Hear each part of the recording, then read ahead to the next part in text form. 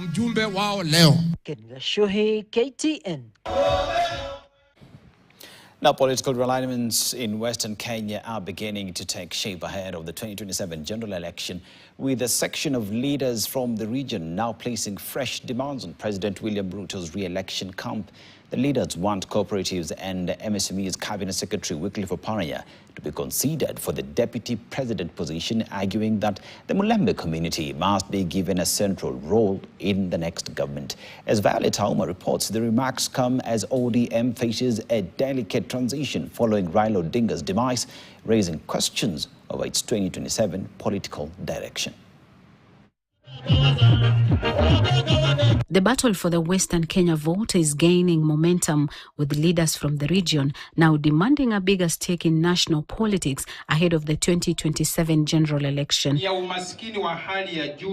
Speaking during the issuance of empowerment funds in Bumula constituency, the leaders say President William Ruto's camp must consider a leader from Mulembe community for the top seat or a DP position. Wakupea wewe kiti. Ukishika pendera ya huko, haki ya Mungu Waluya atajinyorosha na wewe. Led by Kabuchai MP Majimbo Kalasinga, the leaders proposed cooperatives and MSMEs Cabinet Secretary Wycliffe Oparanya as a possible running mate, saying his political experience and regional influence makes him a suitable candidate.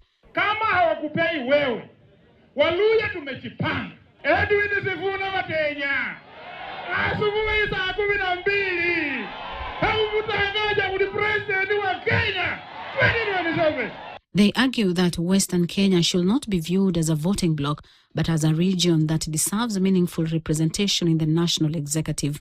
The leaders said that failure to pick a deputy president from the region could push them to back Nairobi Senator and ODM Secretary General Edwin Sifuna in a possible challenge against President William Ruto. Tutakana Ruto tumwambie tuko pamoja.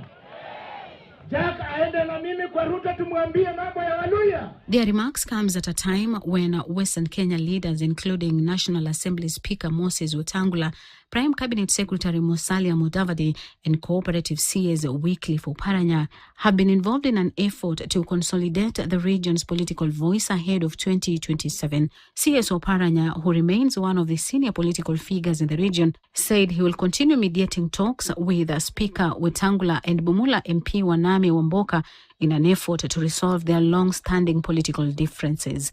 Nimepitia machungu sana na speaker anaitwa Moses Masika Wetangula. Bwana Wetangula, kama niko na deni yako, kuja watu wa Bumula wachange pesa wakulipe, uachane na mimi. Achana na mimi. Mimi pia ni mtoto wa binadamu. Mimi pia nilizaliwa vile wao wamezaliwa. Na Jack nataka kupa roho. Ukiona miti natupiwa mawe, hiyo miti na matunda. Bwana Wetangula na mheshimiwa, hiyo tutaketi chini kama Waluya tuone tutatatua namna gani. Nataka tukifika wakati wa kura, sisi kutoka mkoa wa Magharibi tuko pamoja, pige kura mahali pamoja.